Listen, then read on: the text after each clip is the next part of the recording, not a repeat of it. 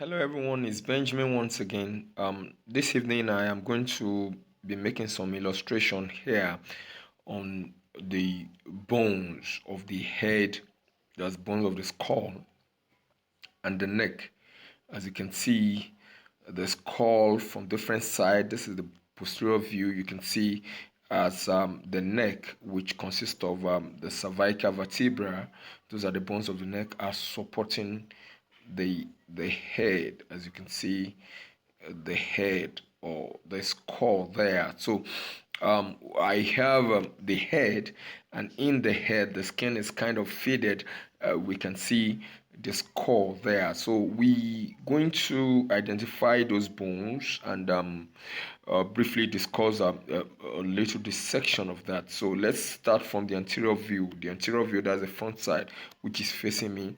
That's the frontal bone highlighted in green. There's the frontal bone, and there we have the zygomatic bone. That's the left zygomatic bone.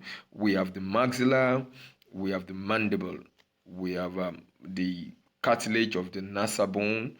Then we have the sphenoid. That's the greater wing of sphenoid. Is best appreciated when you look at it from the side. So let's just go to the side there. Then you have the temporal bone. Then you have the parietal bone, the frontal as usual. Then we go back, we see the occipital, like that. So some are true, like bilateral, like the temporal is on the right and also on the left. Then we have the sphenoid is also on the right. It's the greater wing of sphenoid. We also have it on the left, but it's like a single bone, but we have the right and left wing, like that. The frontal bone is just one, while the occipital bone also it's one. So these are the atlas, which is the first cervical vertebra, and the axis, which is the second, the third cervical, the fourth, the fifth, the sixth, and the seventh. As you can see, there are 7 in number. You can see the teeth attached to them. So I'm going to be looking at, another thing we need to look at, it's also the sutures. You can see those bones there, they are joined together by sutures, those zigzag sutural lines, like a needle sewed markings. Those are the sutures there. So we have the sutures. It's good we identify the major sutures. Now if you see between the frontal bone here and the two parietal bones, you have the suture line there, which is the coronal suture.